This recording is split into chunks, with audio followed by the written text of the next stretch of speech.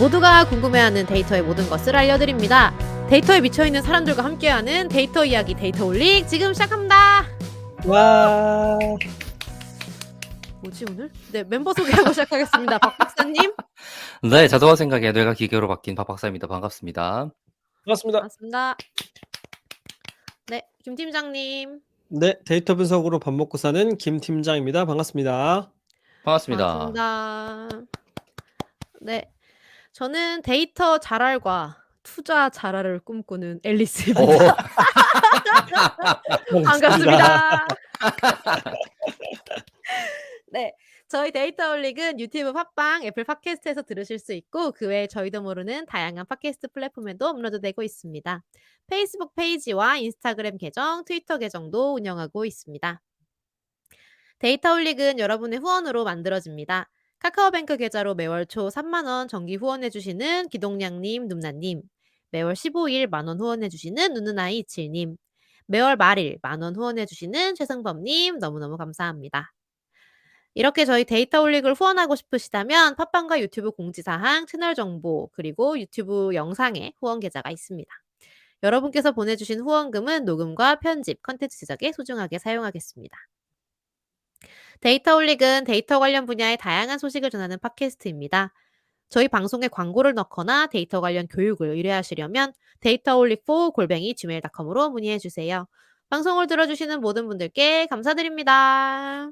감사합니다. 감사합니다. 네. 저희 네. 현현이 모시고 퀀트와 데이터 분석에 관련된 얘기를 하고 있었죠? 네. 맞습니다. 지난 네, 방송에서 그래서 그 지난 방송에 현현님께서 약간 퀀트 소개에 대해서 주저하시는 모습이 있어갖고 챗 GPT한테 물어봤습니다. 뭐라고요? 퀀트란 챗GPT한테 무엇인가요? 퀀트가 뭐냐? 오, 네. 뭐래요? 그랬더니 뭐라네요? 퀀트는 수학적 알고리즘을 사용하여 주식, 채권, 상품 등 금융상품의 가치를 계산하고 예측하는 전산 모형을 만드는 사람들을 일컫는 말입니다. 퀀트 트레이딩은 이러한 전산 모형을 이용해 자동화된 거래 시스템을 구축하는 것을 말합니다. 이를 통해 퀀트 트레이더들은 정확한 투자 결정을 낼 수 있도록 도와주며 자동화된 시스템을 통해 투자 성과를 극대화할 수 있습니다. 퀀트 트레이딩은 빅데이터, 인공지능, 기계학습 등과 같은 기술의 발전으로 더욱 정교한 모델링과 예측이 가능해지면서 금융시장에서 매우 중요한 역할을 하고 있습니다. 와. 자, 그런 현열님을 모시도록 하겠습니다. 네, 예. 어서 오세요. 예. 아, 그런 분이셨군요. 중요한 역할. 네, 어서 오세요, 현열님. 현열님. 그러면 또 이제 네. 또 새 방송이니까 또 자기소개 간단하게 해주시면 감사하겠습니다. 네, 중요한 역할을 맡고 있는 이현열 퀀트라고 합니다. 네. 반갑습니다. 반갑습니다. 이 챗GPT의 그 설명 어떻게 들으셨어요? 맞는 말인가요? 네, 역시 이 경영대 4학년생답게 굉장히 길고 내용은 없는. 내용은 뭐 한 줄이면 끝날 것 같긴 하지만 들으면 혹 있어 보이는 되게 좋은 내용들. 근데 그렇죠. 잘 쓴 것 같아요. 심지어 그 뭐지? 퀀트라고 하고 퀀트를 영어로 쓰고 괄호하면서 대답을 해줬어요. 이야. 아마 이게 영어 용어다. 예, 이걸 알려주는 거지. 음. 역시 약간 이런 느낌이었어. 어디 그 뭐 투자 상품 설명서에 써 있을 것 같은 그런 소개글. 그쵸. 그런 거 쓰라 그러면 잘 쓰겠다. 저걸로 소개글 써달라고 하면 그죠? 그러니까요. 뭐 조직 뭐뭐뭐가 있고 이거는 이거에 대해서 투자할 텐데 투자 설명서를 써줘라. 그러면은 잘 써줄 것 같은데? 역시 네. 챗GPT. 네. 네. 지난 시간에는 이제 현열님 모시고 퀀트가 뭔지, 그다음에 퀀트를 하는데 필요한 기술들이 뭐가 있는지, 그리고 우리가 왜 현열님의 책을 봐야 되는지 그런 얘기를 나눠봤고요. 네, 이번 시간에는 이제 투자 일반과 관련해서 네, 우리가 그 굉장히 투자 알못이잖아요. 네, 보통 투자 알못이 아니죠. 그래서 일반 상식들도 좀 여쭤보고, 그죠? 투자를 시작하는 분들이 알고 있으면 좋을 만한 이야기들, 또 뭐 오해가 있다면 그런 것도 질문을 드려서 풀어보기도 하고, 네, 이런 얘기를 나눠보려고 합니다. 네. 네, 우선은 그런 얘기를 시작해 볼까요? 투자란 무엇인가? 투자는 왜 해야 되는가? 이런 그 개론 시간에 이제 교수님이 처음 시작할 때 하는 말씀. 투자 네. 잘하를 꿈꾸는 저로서 몹시 기대됩니다, 교수님. 네. 그쵸. 일단 투자를 네. 왜 해야 되는가? 왜 해야 될까요? 휘널님? 그러니까 제가 생각하기에 투자는 약간 겨울을 맞이해서 다람쥐들이 도토리 저장하는 거랑 똑같다고 생각을 하거든요. 와. 그러니까 왜? 저장을 안 하면은 죽잖아요, 다람쥐들이. 아. 아 그쵸. 먹을 안 게 하면 없으면. 죽는다? 네. 그러니까 인간에게 있어서 겨울은 사실 약간 노년기라고 볼 수 있겠죠. 더 이상 아. 경제적인 수입이 없는 상황에서 그런 대비를 안 해 놓고 있으면은 힘들겠죠, 당연히. 그러니까 그쵸. 그거를 위해서 미리미리 준비하는 게 투자라고 저는 생각을 하거든요. 아 어. 그렇군요. 은퇴 후에 노년 시기에 생산 활동을 하지 않아도 살 수 있게 하기 위해서. 그렇죠. 사실 지금 당장 막 돈을 네. 어마어마하게 쓰기 위해서 투자를 하진 않죠. 그러니까 왜냐하면 젊을 때는 음. 뭐 돈이 뭐 많으면 그쵸. 좋겠지만 적어도 사실 뭐 필요가 없잖아요. 필요가 없는 건 아니지만 음. 찾고 생활을 음. 할 수 있지만 일하면 노년기의 생활은 되니까. 노년기는 아예 다르거든요. 사실 들어오는 돈도 없고 음. 아픈 경우도 많고 나가야 되는 돈도 많고 하는데 그 시기에 모아둔 돈이 없으면은 되게 힘들겠죠. 특히나 이제 음. 고령화되면서 더 살아야 되는데 음. 그게 소위 그쵸. 뭐 맞아요. 사회학에서는 그런 거를 저거라고 장수 위험이라고도 표현하거든요. 아 그런 표현이 음. 있군요. 예. 오히려 이야 오래 삶으로 인해서 그게 더 슬프다. 누군가에게는 위험이 될 수 있는 거죠. 음. 그렇죠. 근데 이게 또 투자가 생각해 보면 우리가 투자라는 거 말 자체를 되게 일반적인 용어로 사용하잖아요. 근데 지금 현열님께서 말씀해 주시는 여기서 이제 투자라는 거는 이제 금융과 관련된 돈과 관련된 투자 뭐라면은 뭐 예를 들면 뭐 아까 우리가 얘기한 주식 뭐 또 뭐 어떤 게 있을까요? 부동산? 주식, 채권, 뭐 부동산 많겠죠. 근데 뭐 음. 말씀하신 것처럼 금융에 대한 투자도 있지만 저는 개인적으로 인적 투자도 되게 중요하다고 생각을 하거든요. 음. 어. 왜냐하면은 미국 같은 게 가 보면은 C를 코딩하시는 분들은 70, 80 넘어서도 하시는 경우가 되게 많거든요, 회사에 가 보면은. 뭐 음. 많은 건 아니지만 되게 잘하시는 분들은. 왜냐하면 음. 그분들은 젊을 때부터 C라는 언어를 하셨으니까 웬만한 젊은 개발자보다 훨씬 더 잘하니까 회사에서 그분을 안 뽑을 이유가 없는 거잖아요. 그러니까 뭔가 그쵸. 다른 사람이 대체할 수 없는 스킬을 가지고 있다면 그거는 정년에 구애를 안 받는 거거든요. 음. 그래서 '코딩이 되게 매력적이지 않은가?' 저는 그 생각도 개인적으로는 해요, 사실. 아 노년기에도 일할 수 있다. 코딩을 할 네. 줄 안다면. 그러네요. 이게 뭐 무리하게 신체를 써야 되거나 그런 일은 없으니까 그죠? 물론 그쵸. 잠을 좀 덜 자야 된다는 건 있을 수도 있겠으나 뭐 아닙니다. 대부분 허리를 써야죠, 허리를. 허리를. 네. 예. 그래도 다른 일에 비해서는 육체 노동을 덜 하니까 그죠? 만약에 그러네요. 그런 관점으로 생각 못 해 봤어. 막 코볼 이런 거를 코딩한다고 치면 누가 대체하겠어요, 사실. 아 그쵸. 뭐 후배들이 치고 올라올 것도 아니고 영원히 할 수 있는 챗GPT가 치고 올라오겠지. 코볼은 안 되지 않을까? 코볼도 되려나? 되지 않을까요? 코볼을 인터넷에 학습이 안 있는 될 것 코볼 같은데 코드가 학습이. 그러니까 코드가 공개된 것들이 있어야 학습이 되지. 어 음. 인적 투자도 그런 면에서 그럼 인제 현열님은 결국에 투자라고 했을 때는 우리가 보통 생각하면 막 그런 얘기들 하잖아요. 뭐 "이번에 투자 잘해 가지고 쟤는 뭐 대박이 났대. 그래서 이제 일 안 하고 논대." 이런 관점에서가 아니고 노년기를 너무 고생 안 하고 행복하게 살 수 있는 그런 삶을 원하기 때문에 하는 행위로 보시는 거군요. 그쵸. 그러니까 뭐 빨리 많이 벌어서 빨리 은퇴하면 좋죠, 사실 뭐. 당연한 거죠, 사람이. 근데 그렇게 무리해서 FIRE 하려고 하시던 분들이 대부분 FIRED 되죠. 그럼 무리한 투자하다가 금방 간다. 그쵸. 어 그렇군요. 근데 왜 한창 뭐 파이어족 뭐 이런 표현도 막 나오고 그죠? 뭐 "40 대에 네. 은퇴하는 사람들이 요즘에 뭐 많다. 유행하고 있다." 이런 얘기들이 많이 있었는데 뭐 뉴스에 많이 나왔잖아요. 그죠? 그쵸. 근데 그 주변에 아마 가까운 곳에 해널님은 그런 분들을 좀 본 적도 있을 것 같긴 한데 어떠세요? 그런 분들이 좀 있던가요? 제 주변에는 FIRE 할 만큼 돈 벌었어도 계속 회사 잘 다니더라고요. 돈이 있지만 계속 다닌다. 예.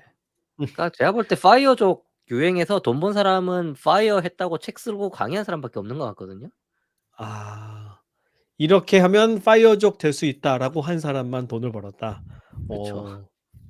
그럴 수 있겠네요.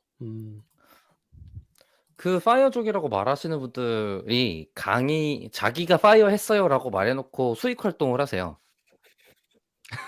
그게 예, 뭐야? 그 파이어 하는 법, 모순이잖아.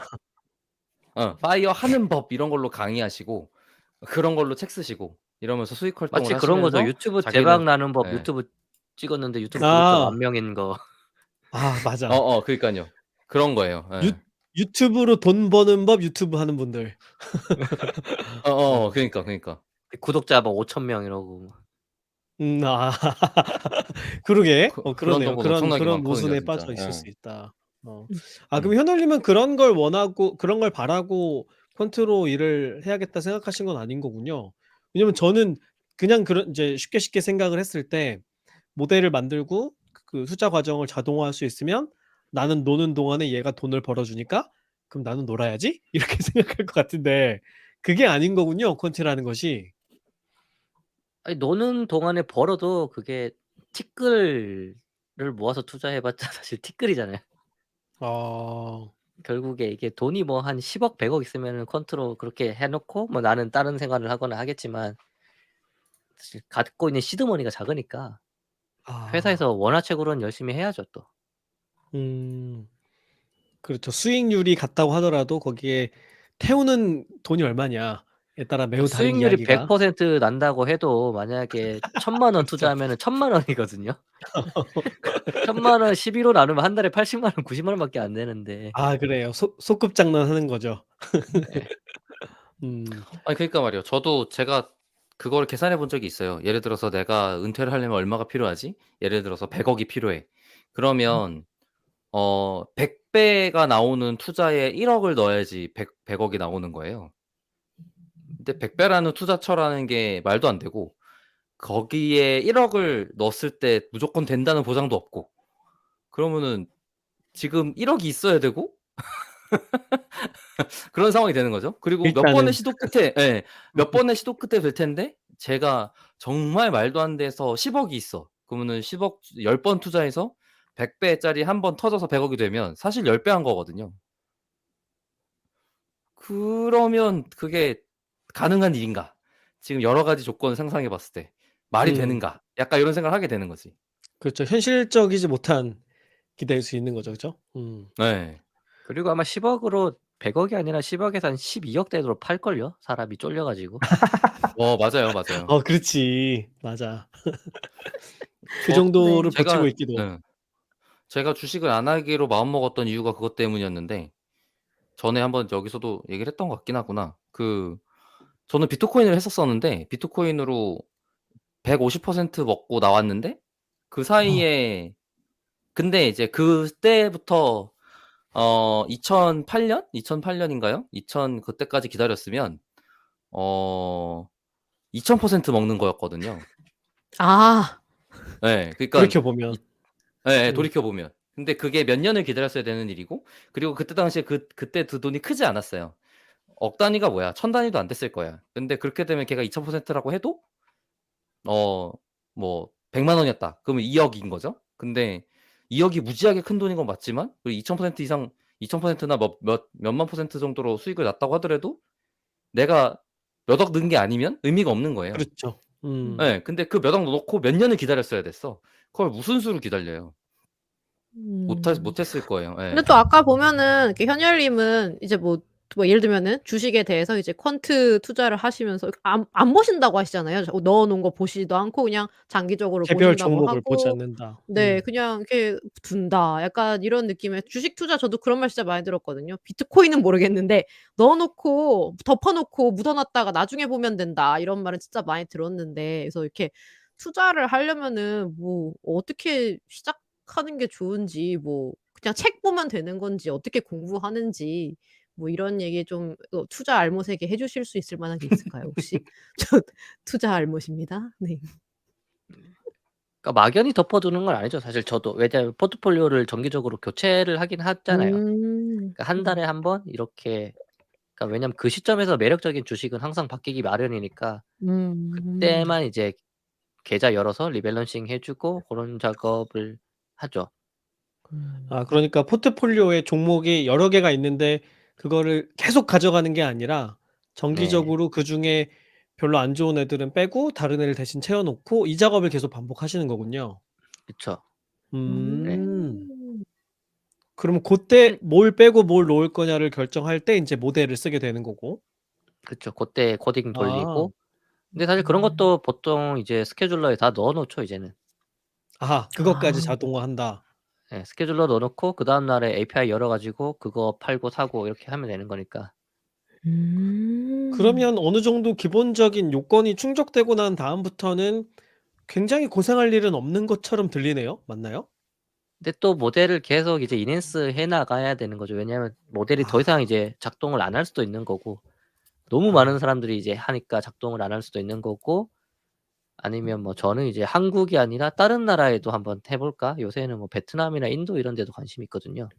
아 근데 십 퀀트의 네. 매력은 또 데이터만 있으면은 똑같은 로직으로 국가만 다르게 할 수 그러네요. 있는 거니까.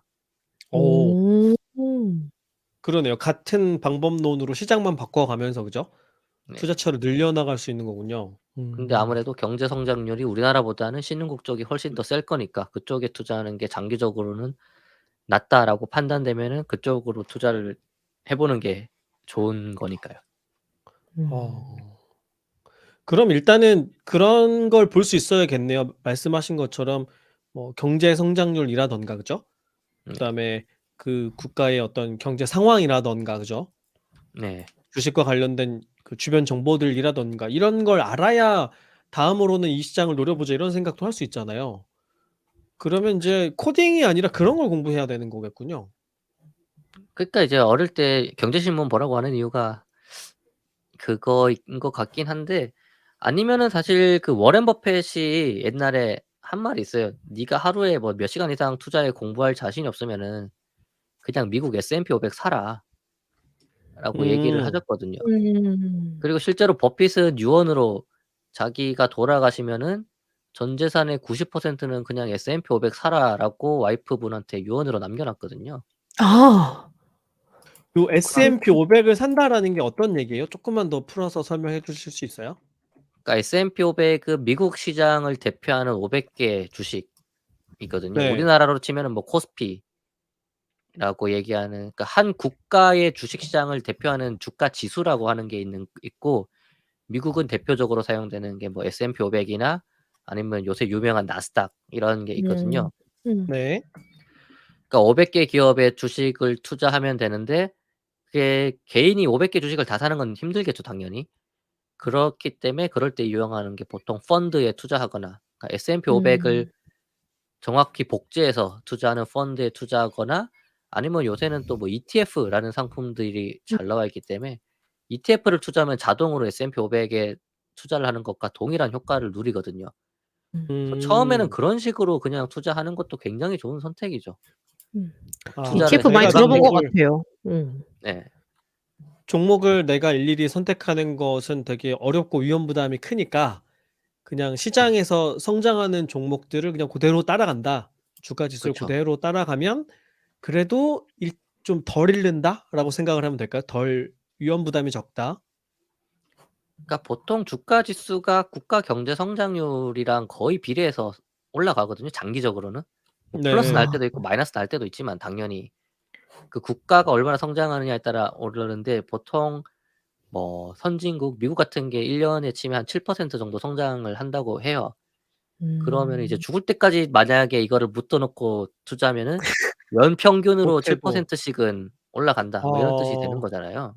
그러네요. 어. 못해도. 예. 근데 개인 7%가 투자해서 네. 네, 되게 낮은 수익률 같지만 해 보면 음. 알겠지만 되게 힘들거든요 사실. 그럴 것 꾸준 같아요. 꾸준히 그렇게 낸다는 게 중요한 거잖아요. 그죠? 맞아요. 네. 꾸준히 그렇게 되는 게. 저도 그러니까 그런 거 네가 들었던 것 같아요. 버핏. 예. 우리나라에서 그 주식을 살 때 어 시가총액 제일 큰 애로만 계속 바꿔가면서 사는 전략을 들었던 기억이 나요. 근데 그게 말씀하신 것처럼 뭐 S&P 500 사는 것 마냥 우리나라 어떤 다른 전략을 취하는 거에 비해서 어지간한 수익보다 높다. 라고 했던 걸 들었던 기억이 나고 실제로 뭐 테스트 해봤을 때 그렇다 약간 이런 식이더라고요. 비슷한 느낌일 수 있겠네요. 음. 아니 그리고 왜 그 펀드 매니저들 평균 수익률 발표하는 것들 보면 생각보다 별로잖아요. 물론 그중에 잘하는 사람도 있고 뭐 못하는 사람도 있는 거지만 평균을 내보면 '저게 뭐지?' 이런 생각이 든단 말이죠. 그죠? 근데 그럴 바에야 이런 지수를 추종하는 그런 상품들에 투자를 하는 게 펀드에 나을 수도 있다. 네. 어떻게 잘하죠? 만약에 퀀트가 아닌 분들은 어떻게 잘할 수 있어요? 퀀트가 그냥 아닌데 잘하는 법. 네. 그러니까 ETF 사는 거 말고. 엄청난 연구랑 그걸 해야 되겠죠, 리서치를. 아. 리서치. 근데 사람들이 리서치를 우리나라 특히나 요새 유튜브 때문에 잘못하고 있는 게 주식 방송을 보는 걸 자기가 연구한다고 착각을 하는 거거든요. 그러니까 주식 방송에 나와서 누가 "이 종목은 네. 어떻고 해서 올라갑니다."라고 들으면은 마치 그게 자기가 분석한 것 마냥 착각을 해요, 사람이 인간이 어쩔 수 없이. 그러네요. 근데 그건 그냥 저 사람이 해준 말인 거거든요. 그렇죠. 저 사람이 어. 연구를 잘못했을 수도 있는 거고. 그런데 그거를 그냥 그 사람이 착각을 해 버리는 거짓말하는 걸 거죠. 수도 있고. 그쵸. 그 사람이 자기가 먼저 음. 사 놓고 그렇게 떠드는 걸 수도 있고. 그런 사건들 많잖아요. 그쵸. 최근에도 있었고. 그러네요. 자기가 연구해서 자기가 결정한 게 아니고 그냥 다른 사람 얘기 쫓아간 것에 불과하다. 네. 그러네요. 음. 근데 그러니까 그렇게 안 하고 공부하려면 공부할 게 굉장히 많겠네요. 옛날에 막 투자 되게 집요하게 하시는 분들은 자기가 투자하고 싶은 회사 쓰레기도 다 뒤졌다 그러잖아요. 그래요? 매출 전표 쓰레기통. 뒤져 가지고 진짜 매출이 어. 맞느냐 막 이런 거 하고 차 몇 대 들어오는지 몇 대 나가는지 컨테이너 몇 대 들어오는지 이런 것까지 다 조사해 가지고 뭐 정말 매출이 제대로 된 게 맞느냐? 뭐 아니면 나중에 매출이 얼마 나올 것 같은가? 뭐 이런 거 추정하려고 그렇게 집요하게 투자를 하실 거면 개별주 이제 하는 게 맞는 거고 버핏처럼. 음. 근데 회사 생활하기 바쁜데 언제 그러고 있겠어요. 그렇죠. 그럴 때는 오히려 그 지수 같은 거 투자하는 게 훨씬 더 나은 선택이 아닌가 저는 그렇게 생각을 해요 사실. 그렇군요. 공감도 많이 합니다. 어려워. 박 어려워요. 박사는 투자하고 있는 게 있나요? 뭐 구체적인 종목을 묻는 것이 아니고. 안 한다지 않았어요, 아까? 네. 아예 안 하고 아니요, 있어요? 아니요. 방송에서 얘기했는데 저 응? 뭐지? 코스피 지수 추종하는 ETF 약간 뭐지? 펀드처럼 사고 있어요. 음. 예. 근데 그게 뭐 너무 늦게 의사결정해서 지금까지는 수익이 마이너스일 거고 근데 이제 아마도 '제 인생 동안에는 계속 오르겠지?'라는 기대를 갖고 들어가는 거라서 뭐 그냥 그 정도로 그냥 신경 안 쓰고 있는 정도? 근데 걱정되는 건 어 어 장 '당분간 진짜 장기 성장 안 할 수도 있겠는데?' 라는 걱정이 드는 지점이에요 지금이. 그래 갖고 음. 네. 출산율을 보아하니 이거 예예예. 출산율도 그렇고 지금 전쟁도 뭐지? 안 끝나고 전쟁도 안 끝나고 지진 맞아요. 그리고 나고 우리나라 무역 적자난 지도 꽤 됐고 반도체 뭐 안 되고. 매크로를 볼 수 있는 간단한 정보 제가 공부를 열심히 하지 않았음에도 불구하고 얻을 수 있는 정보만 봐서도 '진짜로 장기 불안 갈 수도 있겠는데?' 같은 걱정이 드는 지점이더라고요. 벌써 지금 미국이랑 금리 차이도 많이 발생하고 있죠. 우리나라 이번에 동결했는데 미국은 다 계속 올리고 있단 말이에요. 근데 미국 금리가 우리나라보다 높다? 우리나라한테 안 좋은 신호예요. 그러면 이거 계속 돈 빠져나가고 돈이 나가는 것 때문에 그러면은 성장이 안 할 텐데 생기는 문제들이 걱정되는 지점이 되는 거고 진짜 그동안 '일본 같은 장기 불황이 올 거야, 올 거야, 올 거야.'라고 소리치다가 드디어 오나? 이런 상황이 됐거든요. 음. 그래서 미국으로 갈아타시면 국장에 하지 말고 그러니까 말이에요. 예. 미장으로 가야. 그게 또 그런 것도 있어요. 미장은 수수료가 또 너무 세 우리나라에서 하기. 근데 나쁜 놈들. 우리나라에 상장된 ETF가 예. 엄청 싸기 때문에 그런 걸 하시면 됩니다. 그래요? 우리나라 그럼 시장에 나와 있는. 네. 그걸로 뭐 한번 찾아보도록 하겠습니다 그러면. 0.04% 이렇게밖에 안 하기 때문에 음. 미장 아. 미장 ETF 중에도 뭐 한번 말씀하신 것처럼 추종하는 애들이 있는지 봐 갖고 그쪽도 같이 하면 도움이 좀 되겠네요. 음. 그리고 또 개인적으로 많은 직장인 분들이 모르시는 게 되게 네. 안타까운 게 개인연금이랑 IRP라는 제도가 있거든요, 우리나라에. 네네네. 있죠. 개인연금이 뭐 이번에 늘어 가지고 1 년에 개인연금 IRP 합쳐 가지고 1 인당 900만 원까지 될 건데 그게 소득공제가 1 년에 15.4% 예요. 음. 음. 그러니까 한마디로 그냥 국가에서 15.4% 수익률을 보장해 주는 거잖아요, 어떻게 따지고 보면은. 그쵸. 근데 이 세금을 그걸 예. 빼준다 치면. 근데 이거를 모르고 그냥 안 하는 분들이 되게 많더라고요. 아 그거부터 해야 음. 되는군요. 네 오늘 저 지금 적고 있어요.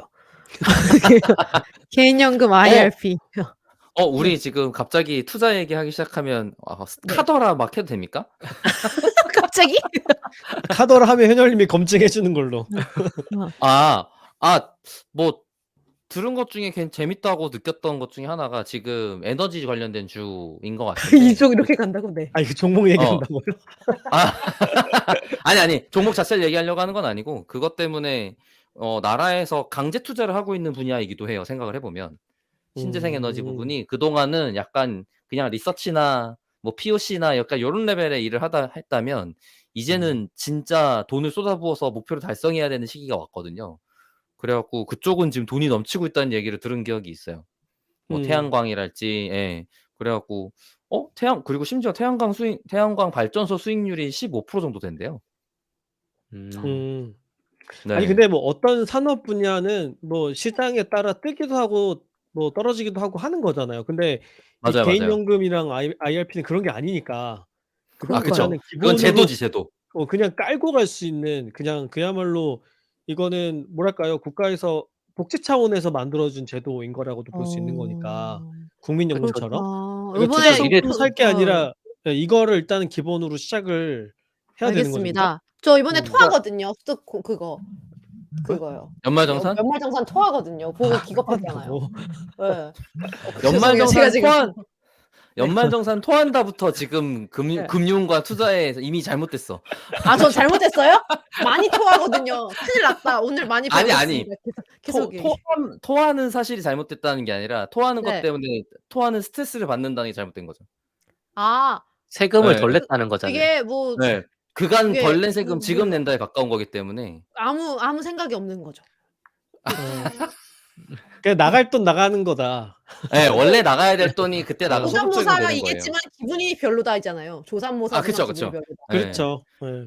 근데 그걸 그러니까 이제 사실 여러 번 반복하면은 인제 정리가 되겠죠. 그러니까 연말공제 받는 것도 사실 좋은 건 아니거든요. 그만큼 내가 맞죠, 세금을 많이 그쵸. 뛰었었다는 거니까. 예. 맞아요. 그 세금 좀 빼준다 이거기 때문에. 연말정산은 왜 하는 거야? 갑자기? 잠깐만 투자 알못이 아니고 금융 알못. 새알못. 새알못부터 강 시작해야 알못. 되는데. 그거 국세청에 들어가면 친절하게 네. 설명해 주는 영상제로 있어요. 그 왜 하게 됐는지. 엄청나게 친절해요. 예. 진짜 잘 되어 있어요. 그거 한번 예. 보면 도움 돼요. 오늘 방송 정말 좀 쑥스럽네요. 네. 모든 세금 설계에 대해서 각각의 사례에 대해 한 개 한 개씩 상세히 설명해 줘요. 그쵸. 네. 감사하고요. 그놈의 원천징수는 왜 하는지 뭐 이런 거. 저의 경우에 맞아요. 부가세는 대체 왜 뭐 이런 거. 간편장부란 무엇인가. 네. 그래서 자 오늘 투자 알못이 일단은 투자를 모르면 첫 번째 개인연금 IRP가 소득 900만 원까지 소득강제되고 15.4% 이거 되게 좋은 거야. 이거부터 해라. 이 얘기 나왔고 국세청 가 가지고 세금 공부해라 나왔고 ETF 모르겠으면 ETF부터 해라 나왔고 또 뭐 하면 돼요? 저 뭐해요? 뭐 하면 돼요? 근데 지금 하신 말씀이 진짜 되게 다 맞는 말이다. 그죠, 현열님? 처음 네, 하는 진짜. 사람한테 그죠? 그리고 안정적이고. 남편 시켜서 이제 퀀트 공부시켜라. 남편 네. 모델 돌려라. 오케이. 거기다가 남편 이제 봇. 수입 나온 거 거기다가 넣고 이렇게 하면 되는 건가? 지금 근데 문제가 대출이 네. 있어 가지고 저 오늘 상담하는 날이에요, 저. 대출이 많아서 이자가 많이 나가요, 지금. 근데 이게 부동산 대출이어 가지고 어떻게 할 수가 없어. 네. 그거는 어떻게 할 수가 없어요. 네. 그거는 어떻게 할 수 없는 그거는 거예요. 제가 돈을 빌려 드릴 네. 수 없기 때문에. 그거는 어떻게 할 수가 없어. 이거는 돼요. 이건 어떻게 안 돼. 나 집에는 살아야 되니까. 그래서 이게 그러네요. 그러니까 투자를 하려 그러는데 이게 그런 어떤 흐름이었냐면 '야 우리도 투자를 좀 해 보자.' 이런 머리를 딱 생각이 들다. '야 근데 대출금을 갚는 게 지금은 제일 이득 아니야?' 그건 맞지. 그러다가 이제 결국 대출 이자랑 그것만 그 원금 음. 갚기 그것만 하고 있어요.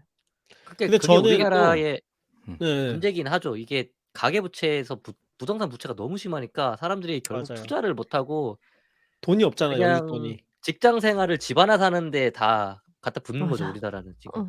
예. 딱 그 그렇죠. 느낌이에요.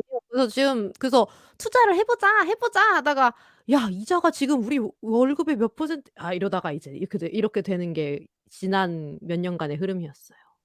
음. 음. 그럼 이럴 때 어떻게 하면 투자를 시작할 수 있나요, 현열님? 근데 그 뭐냐 월급 중에 이자를 내고도 남는 돈이라도 있잖아요, 사실. 있죠. 있는데 그래서 저는 그거를 월급 받을 때 네네. 강제로 그날 자동이체를 걸어 버리거든요, 애초에. 아 아. 바로 일부는 투자로 들어가게 예. 하시는 거군요. 그럼 또 사람이 어. 없으면 없는 대로 아껴 쓰기 때문에. 맞춰 사면 되니까. 그래 사실 그쵸. 사람이 아. 저축을 한 다음에 남는 돈을 쓰라고 제가 초등학교, 중학교 때부터 배웠던 건데 그죠? 그러니까 쓰고 나서 남는 걸로 하려니 이 난리가 난 거지. 네. 그 월급 그러니까 받으면 저는 딱 투자로 들어가게 네. 음. 월급 받으면 바로 개인연금 계좌랑 IRP 계좌 일단 넘겨서 들어가고. 예 그냥 어. 거기서 바로 이제 ETF 사고 그렇게 하거든요. 아. 아 그걸로 네. ETF를 살 수 있게 되어 있는 거군요. 네. 네. 그게 또 그래서 그런 얘기 많이 하잖아요. 처음에 어떻게든 초기 투자할 수 있는 시드머니 만드는 거 먼저 해야 된다. 무슨 짓을 해서라도 라는 수준으로 그거 얘기를 하더라고요. 그 그게 시드머니를 보통 얼마라고 해요? 1,000,000 사람마다 원? 달라요? 1,000,000 원? 네네. 지금 1,000,000 원. 투자하는데 보통 시드머니라고 하면 1,000,000 원 정도로 생각을 하는 게 맞는 것 같고 그쯤 음. 되면 그다음부터 이자 수익에 대한 기대를 생각해 볼 수 있게 되죠. 그쵸. 음. 1,000만 원에 10%면 그래도 100만 원 정도 되니까. 예. 그거 그리고 10% 언더라고 하더라도 몇십만 원 수준이 나오기 때문에 그러면 이제 어. 수익으로서 가치가 좀 생겨요. 그래서 어. 1,000,000 원을 어떻게든 아등바등 모으면 그다음부터는 뭐라도 할 수 있어요. 아니 극단적으로 우리나라가 방금 말씀하신 것처럼 부동산의 뭐 천국이라고 하지만 1,000,000 원이면 갭 투자도 할 수 있어요. 그쵸. 아 그쵸. 그 작은 서울은 안 될 것 같고 지방으로 내려가야 될 것 같긴 하지만. 뭐 어. 서울도 어떻게 찾아보면 있을 수도 있겠지만 지금은 좋은 시기가 아니긴 해요. 네 물론 그렇죠. 이거는 건강한 건 아니니까 우리가 뭐 권할 수는 예예예예. 없는데 할 수는 예예. 있다. 그죠? 그러니까 예예예. 하려고 들면 방법은 많다는 거고 그런 데 있어서 필요한 건 우선 초기 투자 자금 10만 원인 거 1,000만 원인 것 같고 어. 예 고게 만들어지고 나면 그다음부터는 어떻게든 좀 되지 않을까. 음. 네. 예. 근데 그 앨리스가 지금 갖고 있는 고민은 저는 그런 생각을 하거든요. '이자가 너무 비싸다.' 그죠? 그래서 대출 이자. 나가는 돈이 많다 이런 거잖아요. 근데 저는 그럴 그죠. 때 스스로 무슨 생각을 하냐면 네. 이게 나한테만 비싼 건 아니잖아요. 예. 모두가 다 아. 같이 쓰고 있는 거기 때문에 나 혼자만 예. 손해 보는 건 아니니까 다 같이 못 살면 비슷하게 못 사는 거잖아요. 그러니까 속상해하지 않아도 된다. 남이 못 사는 게 뭔 상관이에요. 내가 잘 살아야지. 아니, 그런 아니. 생각 한번 해본 적 없는데? 아. 상대적인 그런 그 빈곤이 발생하지는 않는다는 거죠. 경제 상대적이란 전체가 그게 말이 떨어지고 있잖아요. 네. 굉장히 주관적이죠. 네. 그러니까요. 그쵸. 그러니까 왜 예. 하락장에서 잘 되는 종목들 잘 없잖아요. 예. 마이너스를 나만 겪는 건 아니라는 거지. 네. 그 위로는 별로 남들이 안 되네요. 마이너스일 때 감사합니다. 비슷한 네. 정도만 마이너스면 되는 거죠. 근데 예. 여기서 더 그래요. 마이너스면 그건 이제 나한테 더 큰 예. 손해가 오는 거지만 예. 생각할 수 있다는 거죠. 고맙습니다. 예. 방금 말씀드렸지만 위로는 안 됐어요. 네. 네. 저희는 그러게요. 다 이제 저도 지금 이자가 많이 나와 갖고 그거 갈아타거나 다른 걸 찾아보거나 할 생각을 열심히 해 보는 것 같아요. 음. 진짜 생각보다 많이 나가는 거 있고 그게 음. 그거만 깎아도 어지간한 투자한 거보다 수익이 좋거든요, 생각해 보면. 그렇죠. 몇 프로 차이가 예. 그죠? 예예. 근데 얘는 우리가 투자해서 돈 버는 거는 1,000,000 원씩이나 있어도 겨우 몇십만 원 나올 텐데 음. 이자는 몇십만 원 올라가는 건 순식간이란 말이에요. 진짜 이번에 분노를 머금지 못했어요. 주담대 올라가는 거 보고 진짜 내가. 진짜 변동금리예요? 인생 네. 변동금리 대부분 심지어 그렇겠죠. 3개월 변동금리요. 네. 3개월 변 3개월이야? 진짜 눈물을 줄줄줄줄 너무 흘리면서 웃긴다. 이겨내고 있어요 진짜. 자 그래서 자 네 번째 투알못 자 시드머니 1,000,000원 빨리 모으기. 네 여기까지 왔습니다. 네 오늘 아주 흥미로워요. 네. 네. 한숨이 아이고. 나오네요. 네. 아유 진짜 어 웃긴다. 어떡하죠 저는? 그 아니 왜 좀 옛날에 해야죠 뭐. 예. 그런 거 있었잖아요. 그 카카오 TV에 옛날에 노홍철 씨가 나온 개미는 뚠뚠인가? 그 네네. 주식 알못들 데리고 주식하는 그런 콘텐츠였던 것 같은데 아 기억나요? 네. 음. 뭐가 맞아요, 맞아요. 있었던 것 같아요. 보진 음. 못했지만. 네. 그래서 그때 한창 그 주식이 되게 흥할 때였거든요. 막 너도 나도 주식한다고 막 그런 시기가 한 2-3년 전에 한 번 있었던 기억이 나는데 그때 나왔던 재작년. 콘텐츠였던 것 같기도 맞아요. 코로나 하고요. 네. 때. 네 맞아요. 맞아요. 그 처음 시기에 음. 너도 나도 다 오르니까 다 들어가야 된다 막 해서 진짜 누구나든 하든 그때도 저는 안 들어갔거든요 그거를. 그래서 그때 들어갔던 사람들이 지금 다 토하고 있는 물려 있죠. 중이에요. 네. 예. 아. 한참 올라가 있을 때 왜냐면 들어가니까. 예. 아니 그것도 있고 그거를 올라가기 시작한 장에 시작한 사람들이 문제가 뭐냐면 자기가 실력이 좋은 줄 알아. 장이 그래요. 좋았는데. 예. 아. 네. 그래 이상한 갖고 미신들을 얻게 되는 거죠. 예예예. 그때 징크스도 아. 없고 나의 실력이란 걸 과신하기 시작하면서 뭐 2년 활황을 잘 타고 올라갔다가 지금 내려오고 있는데 벗어나는 걸 못 해요. 그리고 음. 보통 이제 그럴 때 올라가기 시작할 때 작은 돈으로 시작했다가 한참 음. 올라가고 자신감 붙어서 큰 돈을 태우죠. 아. 그죠. 마치 근데 도박장 갈 그게 때 10,000원으로 시작했다가 인제 그러니까 제 그게 주변에 물리고 실제로 어. 제가 누가 저한테 상담을 갑자기 해 달래요. 네. 그래서 저 갑자기 연락 오면 둘 중 하나거든요. 주식 물어보거나 결혼하거나. 아 근데 음. 뭐 애는 그렇겠네요. 있으니까 주식이겠구나 싶었는데 어. 딱 코로나 역시나. 시작하고 얼마 안 됐을 때 주식 한창 좋을 때 자기가 주식 한 2주 했는데 한 승률이 80% 래요. 아. 어. '나 그래서 천재인가?' 이렇게. "아 이거 회사에서 월급 받는 것보다 주식 투자하면은 잘 뛰다." 이 수익률 계산해 보니까 조만간에 수십억 벌 것 같다고 "어떻게 생각하냐."고 이러더라고요. 그럼 아 뭐 어떻게 답변해 그럴만해요. 주셨어요? 응원했죠. 아.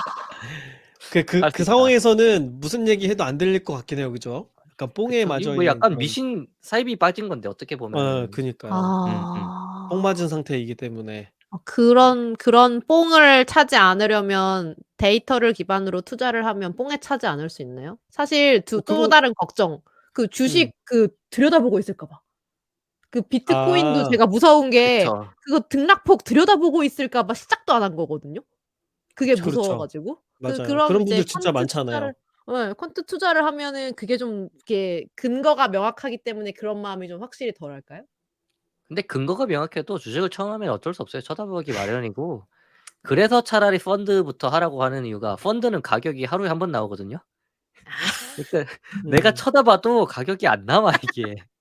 음음. 음. 아. 그래서 펀드 같은 걸로 약간 금융에 대한 찍먹 한 번씩 해 이해시키고. 보고 음. 예. 아. 그다음에 차근차근 늘려나가야지. 그러니까 우리나라 분들 처음 투자할 때 막 테슬라, TQQQ 이런 것부터 하니까 음. 그냥 주식 중독된 사람의 뇌가 마약 중독자의 뇌랑 똑같다 그러거든요. 반응할 때 그럴 것 그죠? 같아요. 그럴 뇌에서 것 네. 나오는 같아요. 호르몬이. 네. 얼마나 재밌어요. 음. 그러니까 옛날에 저 음. 비트코인 한창 뜰 때 어떤 아는 누나는 남자 친구랑 헤어졌는데 헤어진 남자 친구 생각이 안 난대요. 우와. 비트코인 아. 생각하느라. 아 차트 보면 이게 너무 재밌는데 남자 친구가 뭐가 필요해 지금. 아. 와. 그렇군요. 그렇구나. 어. 심지어 지금 방금 코로나 상승장 같은 경우는 2년 동안 올라간 거예요, 활황이라는 게. 그쵸. 그렇죠. 근데 비트코인은 아까 제가 말한 2,000% 20,000%가 한 3 개월 만에 일어난 일이에요. 음. 예. 그러고 그 퍼센트 그대로 급락했어요. 음. 음. 그래서 그 2천 뭐 2,000,000원 이럴 때 물린 사람들이 아직도 들고 있을 수밖에 없는 이유가 그것 때문인데 뭐 지금이야 뭐 많이 올라갔고 좀 달라지긴 했지만 당시의 상황을 생각해 보면 거기에 얼마나 미쳤을까라는 생각이 드는 거죠. 제가 음. 그 돈의 심리학이라는 책 최근에 보고 있는데 거기 나온 연구 소개된 거 보니까 어떤 사람의 40 대의 투자 성향이 뭘로 결정되냐면 20대 청년기에 어떤 시장에 있었느냐로 결정이 된대요. 이 사람의 음. 뭐 교육 수준이나 뭐 이런 거는 전혀 상관없고 그냥 어떤 시장을 어렸을 때 봤느냐가 되게 음. 큰 영향을 미친다라고 하더라고요. 음. 네. 그러면 그래서 지금의 20 대들이나 이런 시장을 겪은 분들은 난리 법석을 겪었잖아요. 그러니까 지금 코인장에 이렇게 한번 들어갔다 온 청년분들이 나중에라고 과연 안정적인 맞아요. 투자를 하실까? 모르는 거죠. 주식 안 해요, 그런 사람들은. 한 번 아. 코인 한 심리가 심심해서 사람들은 없지. 주식 못하죠. 안 예. 해요. 응. 네. 뭔가 더 센 걸 자극적인 걸 찾아가게 되는. 그쵸. 맞아요, 그렇군요. 맞아요. 진짜 도박하고 비슷하네요, 그러고 보니까. 그죠? 코인 음. 한창 하던 사람은 주식 보면은 주식 차트 멈춰 있는 것 같다 그러잖아요. 아 아. 그래요? 음. '아 원래 이렇게 안 움직이는 거야?' 이렇게. 아니 심지어 주식은 급락하면 법으로 안전장치까지 있어요. "잠시 멈출게 아 기다려 봐." 이런 것까지 맞아요. 있다고. 그러니깐 상한선이 코인하는 있기도 하고. 사람들은 예 코인하는 사람들 입장에서 '뭐 하는 짓이야 지금 나라에서 나서서 멈춘다고?' 약간 이렇게 되겠지. 음. 그리고 왜 3시 반에 셔터 닫냐고. 그러니까 아. 24 시간 그치. 해야 되는데. 24 시간 해야지. 예. 디지털인데. 그렇군요. 그 투자란. 음. 예. 현열님은 그러면 이 투자 생활, 투자 활동을 언제까지 얼마나 하실 생각이세요? 아까 죽을 노년기를 대비하는 목적으로라고 말씀하셨는데 그죠? 죽을 때까지 하겠죠, 저는 아무래도. 음. 음. 음. 근데 위험 자산에 대한 포지션은 이제 나이가 들면 들을수록 줄여 나가겠죠, 아무래도. 그러니까 아 음. 주식에 대한 비중을 한 번에 빡 줄이는 게 아니라 점점 줄어 나가고 나이가 들면 약간 뭐 안전자산 쪽으로 비중을 늘리긴 하겠지만 뭐 나이가 든다고 위험 자산에 대한 예를 들어서 주식에 대한 비중을 아예 안 하거나 그러진 않겠죠, 사실. 음. 음. 음. 안전 자산이라면 뭐 채권이나 뭐 그쵸. 채권이나 금 은행 이런 예금 것들? 뭐 아 예금. 그런 네. 음. 인제 뭐 뒤로 가면은 살 날은 줄어드는 거니까 그죠? 수익률을 네. 높이는 게 아니라 요걸 잘 지켜서 잘 쓰는 게 목적이 되니까 그렇게 바뀐다는 말씀이신 거군요. 그쵸. 음. 되게 인생에 대한 걸 명쾌하게 "살 날이 줄어드니까 안전자산으로 바꾸는군요."라고 말하네요. 되게 음. 그죠. 되게 예. 그 되게 어차피 살 건지와 관련이 있는 문제 같아요. 그죠? 투자라는 게. 예.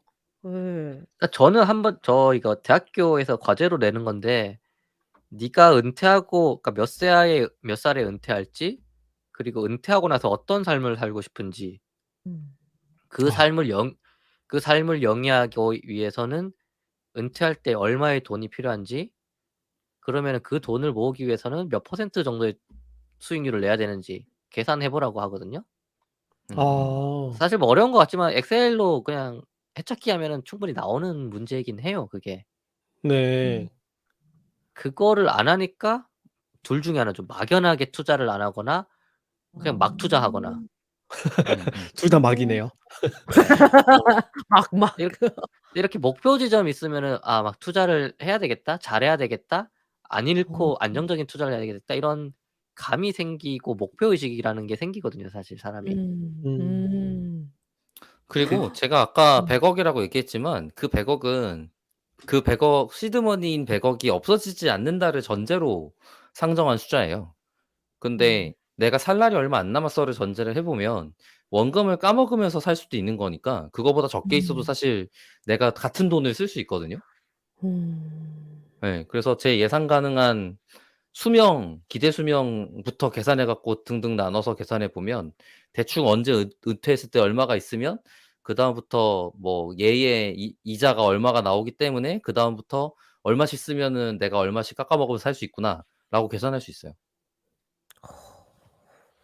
그리고 아까 뭐 제가 장수 위험 이런 것도 얘기했지만 우리나라가 OECD 가입국 중에 노년 빈곤율이 제일 높은 나라 중 하나예요.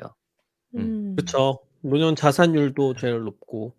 네. 음. 뭐 이유는 많겠지만 부동산에 너무 많은 돈이 집중되어 있는 문제도 있고 음. 음. 그리고 약간 우리나라는 몇십 년 전까지만 해도 주식, 투자 이런 거를 죄의식화했거든요. 약간 그런 거에 대한 음. 얘기하는 거 자체를 음. 별로 그렇죠. 안 그러니까 뭔가 좋아하고 주식하면 패가망신 막 이런 식의 맞아요.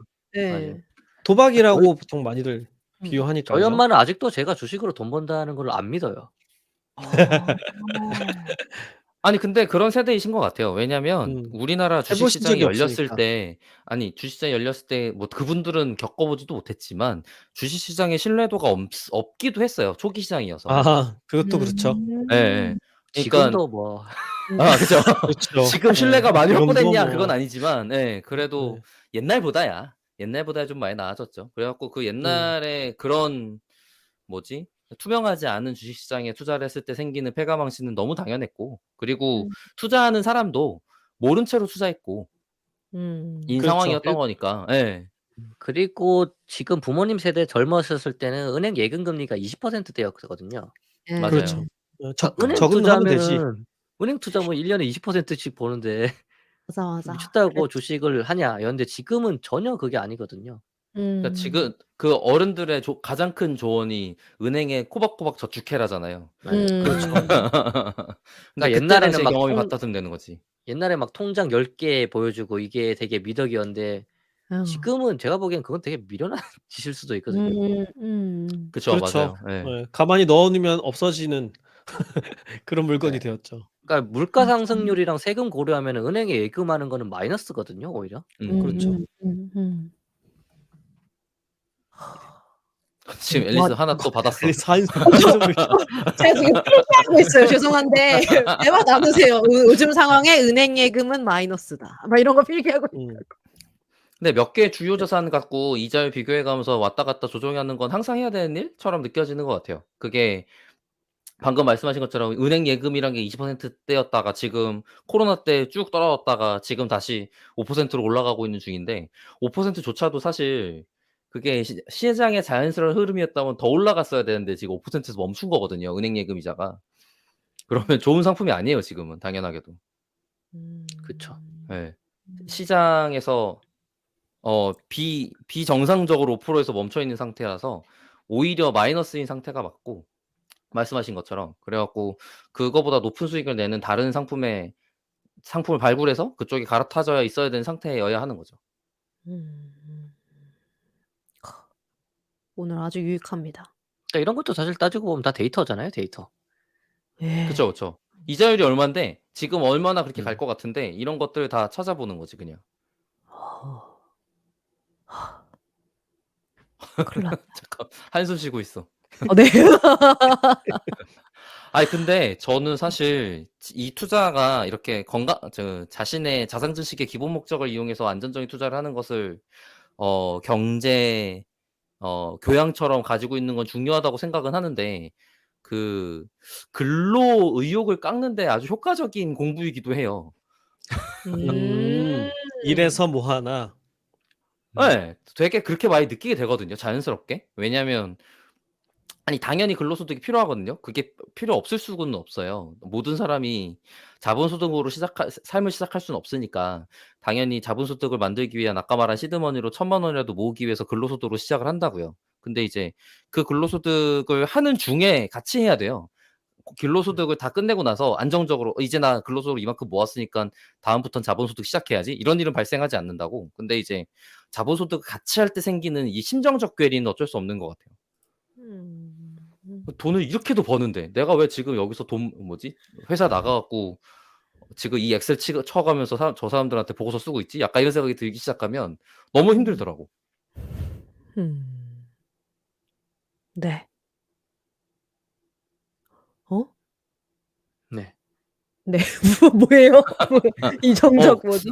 음. 네. 뭐 그래 아 갖고 너 저는 네네. 저는 그래 갖고 약간 공부를 하다가도 멈추다가도 그냥 그랬던 것 같아요. 그래서 그냥 말씀하신 것처럼 그냥 ETF에 넣어 놓고 목돈을 넣진 않고 말씀드린 것처럼 그냥 뭐 월 얼마씩 그냥 정기 투자되는 것처럼 처리해 놓고 신경 안 쓰고 있는 중인데 뭐 얘기를 안 듣는 것도 아니고 제가 전혀 모르는 것도 아니고 이러다 보니까 그리고 옆에 누구 부동산 뭐 어떻게 했대 이런 얘기 듣고 지금 또 아주 절호의 기회라고 사람들이 난리 났거든요, 부동산은.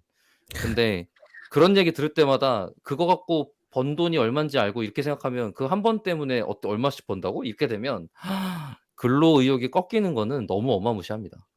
음. 현타가 빡 와요. '와 저 돈 있는 사람들은 저렇게 돈 버는데 나 지금 뭐 하고 있지?' 이런 생각도 들고. 음. 음. 음. 네. 네 뭐 그러니까 투자에 대해서는 개인적으로는 비교 안 하는 게 제일 좋은 것 같아요. 아 그쵸. 그럼요. 그게 맞는데 이제 보이잖아요.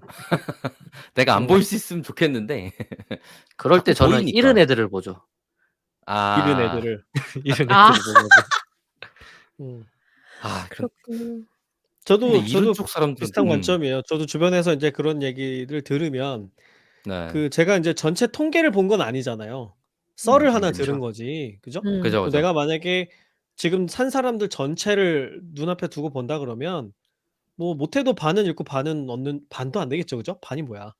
오히려 잃는 분들이 더 많을 거라고 인제 생각을 하는 거죠. 그리고 내가 저렇게 한다고 내가 이 길이라는 보장이 나한테 있나 하면 또 그렇지 않고, 그만한 음. 정보가 나한테 있나 하면 그렇지 않고, 그러면 이제 '위험한 거니까 안 하는 게 낫겠다.' 이렇게 다잡는 거죠. 내가 나한테 "워워." 하면서 다잡는 거죠. 네. 네. 자, 오늘 우리 투자 관련된 얘기 이번 방송에서 다양하게 나눠 봤 그냥 제 한탄 시간이었던 것 같기도 한데요. 근데 지금 이 거의 방송을 들으시는 분들도 가장 밀접하게 연관될 수 있는 게 어쨌든 다 우리가 돈을 벌기 위해서 뭔가를 하는 거잖아요 다. 그렇죠. 돈을 벌고 나중에 돈을 쓰기 위해서 우리가 이런 경제 활동을 하고 자본주의 사회에서는 하고 있는 거니까 네. 돈을 번다는 행위, 특히 이런 음. 투자에 대한 행위를 죄악시 안 했으면 좋겠고 음. 빨리 배워서 그러니까 제대로 어릴 때 빨리 배워서 노출을 시켰으면 좋겠다라고 생각을 하고 있어요 저는.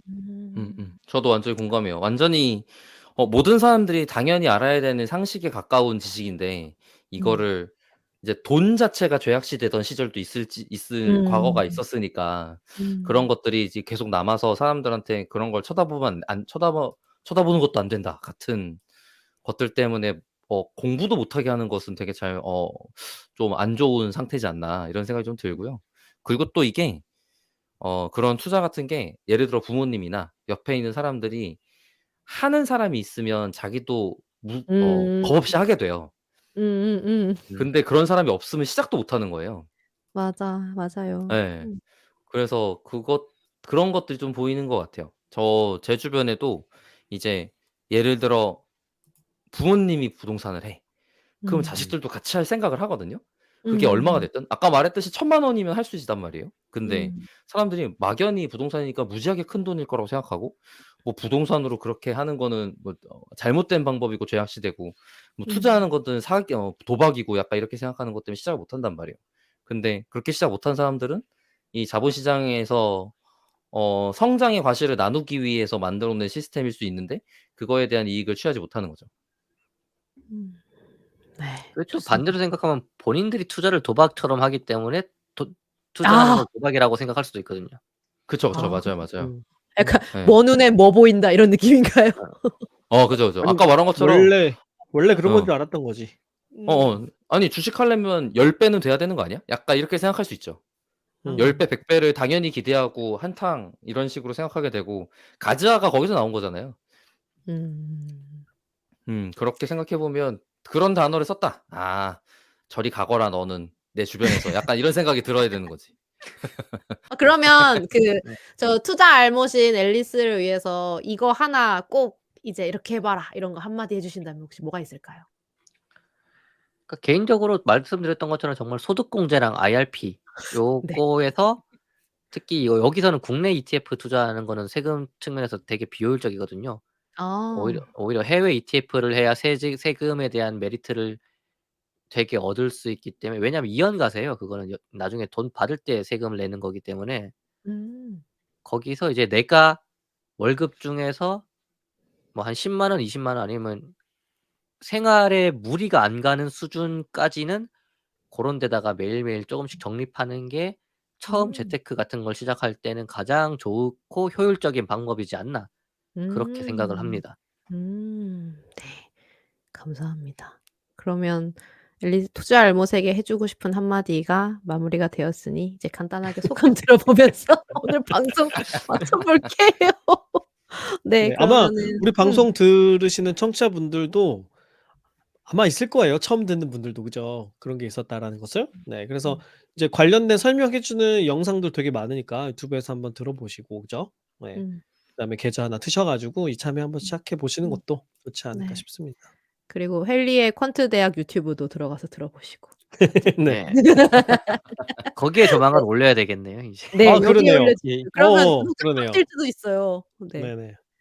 네. 그러면 소감을 어떻게 저희 뭐 박 박사님부터 좀 들어볼까요? 네. 되게 재밌게 얘기했던 것 같고요. 저도 그냥 건너듣기만 했던 것들에 대한 얘기들을 하게 되는데 안 그래도 그리고 저 스스로도 되게 반성을 많이 했던 주제이거든요. 뭐라 그러면 좋을까요? 저희 아버지도 그래요. 저희 아버지는 가게의 돈이 어떻게 되는지 모르셨고 그걸 아는 거가 죄악시하시던 분이셨어요. 그러니깐 '내가 알 필요 음. 없다.' 예. 근데 이제 저도 비슷하게 그런 걸 보면서 성장을 했던 것 같아요. 그게 실제로 돈이 어떻게 굴러가는지에서 내가 디테일을 알 필요가 뭐에 있어. 내가 열심히 나의 일을 하고 있으면 내가 생활하는 데 무리 없이 돈을 벌 거고 이렇게 할 수 있을 것 같은데라는 생각을 했었을 것 같은데 세상이 많이 바뀐 것 같더라고요. 그래서 저도 애기도 생기고 이제 주담대도 내야 되고 세금을 저도 이제 그 월급벌이 말고 추가 벌이가 있는 사람이다 보니깐 아무래도 세금에 대해서 관심을 가질 수밖에 없고 그런 것들을 디테일하게 알아보는 것이 얼마나 중요한가 이런 생각들을 하게 됐어요. 심지어 최근에 여러 환경에서 제가 어 뭐지? 과거의 경험에 기반한 상식이라고 생각한 것들을 기본으로 놓고 판단을 잘못한 몇 가지 투자가 있었거든요.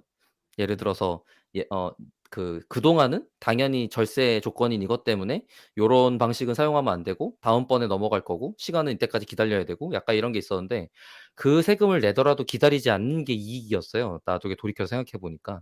음. 그러니깐 여전히 제가 그런 걸 판단할 때 너무 객관적으로 상황을 보지 않고 아직도 그냥 선입견에 사로잡혀서 판단하는 데 좀 약하게 하고 있는 것 같다라는 생각이 들어서 지금 현현님이 말씀하신 것처럼 약간 모든 조건들을 다 데이터로서 객관적으로 바라보고 평가할 수 있어야지 그런 판단을 할 때 좀 더 효과적으로 할 수 있지 않을까 같은 생각이 들었던 방송이었던 것 같습니다.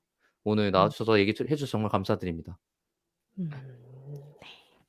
그럼 다음 김 팀장님은 어떠셨나요? 네. 오늘 현열님이랑 말씀을 나누다 보니까 이 투자라는 게 이제 단순히 뭐 '일 안 하고 돈 벌자.' 이런 거 아니고 그죠? '불로소득을 음. 얻자.' 이런 게 아니고 내가 어떻게 살 건지 삶을 설계하고 고민하고 결정하는 그런 문제인 것 같다는 생각이 들었어요. 그죠? 음. 그래서 어떤 방법으로 투자할 건지도 내가 어떻게 살 건지를 먼저 결정해야 그 방법으로 결정할 수 있게 되는 것이고 그죠? 네. 그리고 또 생각을 해 보면 우리가 일을 하는 순간 일을 하고 돈을 버는 수입 활동을 하는 순간부터 어떻게 보면 투자가 시작된 것일 수도 있다고 생각을 해요. 그 월급에 통장을 넣어 음. 놓으면 그게 아무 투자도 안 하는 게 아니라 예금 상품에 투자를 하고 있는 거잖아요. 그죠? 내가 이미 예금 상품에 투자를 하기로 결정을 한 거죠, 나도 모르는 새에. 생각하지 않았을 뿐이지. 네. 그래서 우리가 '돈을 손에 쥐고 있는 한 투자를 안 할 수는 없는 거다.'라는 생각이 들고 그래서 조금은 알아보고 적극적으로 살펴볼 필요도 있다는 생각이 들어요. 그래서 뭐 '일을 접고 전업 투자하자.' 이거 아니고 그죠? 또 반대로 이거는 뭐 도박 같은 거니까 '아예 손대지 말자.' 이것도 아니고 내가 얻은 그런 노동으로 얻은 가치를 좀 이렇게 가꾸고 유지하는 일이니까 '조금 살펴보면서 사는 게 좋겠다.' 하는 그런 생각이 들었습니다. 네. 그렇게 너무 어려우면은 그 헨리의 콘테 대학에 들어가서 큰열님이 앞으로 올려주실 강의들을 보면서 네 그렇게 조금씩 알아가면서 살면 되지 않을까 그런 생각이 들었습니다. 네. 저도 좀 말씀을 드리면 한 번도 이렇게 생각을 하면서 살아본 적이 없는 것 같아요. 아까 이제 현열님이 말씀해 주신 과제로 내준다는 그거 있잖아요. "네가 몇 살에 은퇴할 거고 뭐 어떤 삶을 살고 싶고." 막 그런 생각들 되게 인생 전체를 약간 프로젝트로 놓고 프로젝트 예산을 이렇게 짠다는 이런 느낌이 좀 드는 거예요, 그 얘기를 딱 들으니까. 근데 저는 한 번도 제 인생의 전반적인 그런 거에 대해서 그렇게 이제 사람 성향일 수 있는데 저는 약간 미래를 별로 생각하지 않는 타입의 사람이거든요. 그냥 오늘 열심히 살고 내일 어떻게 될지 모르니까 타입이어 가지고 더더군다나 그런 생각을 거의 진짜 안 하고 살았던 사람이어서 그리고 주변에 그런 사람도 없었어요. 이제 저희 부모님도 뭐 투자를 하거나 그런 분들이 아니셨다 보니까 뭐 "대출은 없는 게 좋은 거야." 막 이렇게 자라온 타입? 그래 가지고 이제 이렇게 처음 대출을 일으켜 볼 때도 '내가 이런 걸 하다니.' 막 이러면서 그랬던 사람이었거든요. 그래서 오늘 해 주신 얘기들이 되게 정말 비록 팟캐스트 방송 1 시간으로 이렇게 또 이렇게 뵙게 된 그런 거였지만 꽤 저에게 제 인생 프로젝트에 꽤 도움이 되는 얘기를 많이 들은 것 같아 가지고 네 오늘 너무 좋고 감사한 시간이었습니다. 감사합니다. 네. 네. 네, 그러면 현현님 마지막 말씀도 들어볼까요? 오늘 어떠셨습니까? 네, 뭐 갑자기 데이터홀릭에서 돈 얘기하니까 뜬금없는 주제일 수도 있지만 응. 뭐 듣는 분들이 많은 도움 되었으면 좋겠어요. 네. 도움 되었으면 좋겠고 뭐 한 번쯤 다들 생각해 보셨으면 좋겠어요. 뭐 '돈을 벌어서 음. 이걸 어떻게 굴려서 내가 편안한 앞으로의 삶을 살 수 있을까?' 그게 아까 말씀드린 것처럼 이건 약간 생각해 보면 그냥 최적화의 문제 아니 최적화가 아니라 이제 솔버죠. 그 엑셀에서 말하는 솔버 해찾기의 문제거든요. 그래서 고거 한번 해 보고 그거를 기준점으로 해 가지고 나의 라이프들을 한번 꾸려 나가면은 '더 안정적이 되지 않을까.'라고 생각을 합니다. 네. 네. 투자는 해찾기다. 좋습니다.